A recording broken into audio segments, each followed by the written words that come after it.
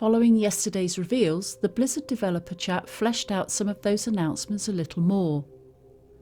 On stage for the panel today was Game Director Brent Gibson, Production Director Tiffany Watt, Lead Game Producer Kaylee Calder, Game Director Joe Shelley, and Associate Director of Community Adam Fletcher.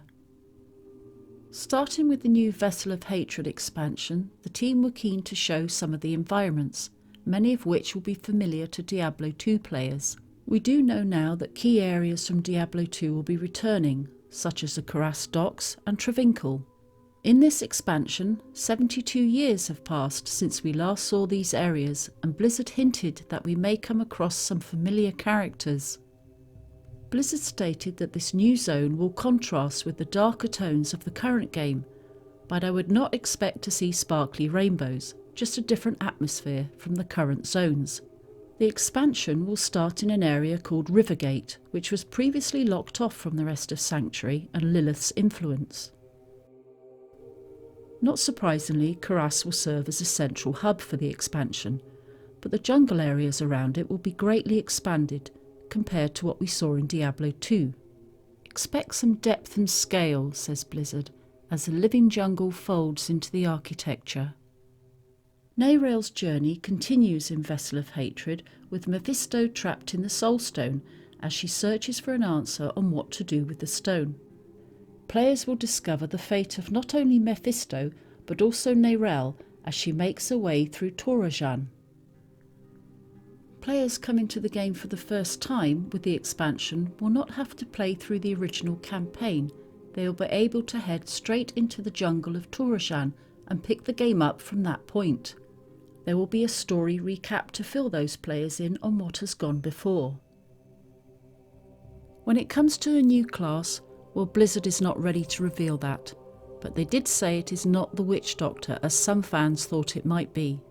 Again, we have to look to the leaked data, which mentioned a new class called the Spiritborn. Moving on from the expansion, Blizzard talked a little more about the upcoming content with only a few extra points to note. With regards to Abattoir of Zir, Blizzard says that not all builds will be capable of completing it, and there are 25 tiers in total that are tougher than the current game content. The new Tears of Blood unique glyph will be instrumental in completing this new challenge and can be upgraded 200 times. The Midwinter event starts on the 12th of December, and there will be an NPC called Gillian, a wandering bard, who will introduce players to the content. Players will also be battling evil snowmen called Frigid Husks, and there's new Blight Fiend enemies who serve a Khazra boss called the Red Cloaked Terror. Fractured Peaks will be enveloped by a storm and in darkness.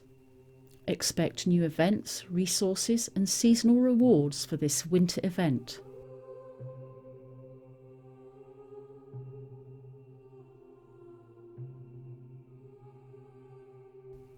There was also a little more Season 3 ladder news. According to Blizzard, new and permanent endgame features will be added in Season 3. The Gauntlet, which was revealed on Day 1, will be a non-linear, time-limited dungeon during which players will pick up a new material called Proofs of Might that will contribute to the player's score. The dungeon will change weekly along with the leaderboard reset. And for those that were asking, there will be solo, party and hardcore leaderboards. During the Q&A, there was an interesting update from Blizzard regarding aspects. They have revealed that all aspects will be moving from the inventory into the Codex of Power. However, this will require more time to develop and could be added following Season 3. They also mentioned that new social tools will be developed prior to the expansion being released. These will make it easier to compare items and measure the improvement gained with better equipment, as well as providing more ways to modify items. This concluded the developer chat, and BlizzCon is once again over for Diablo. Thanks for watching, and keep your eye on PureDiablo.com for all the Diablo 4 news and updates. Before you say farewell, please subscribe and hit the bell.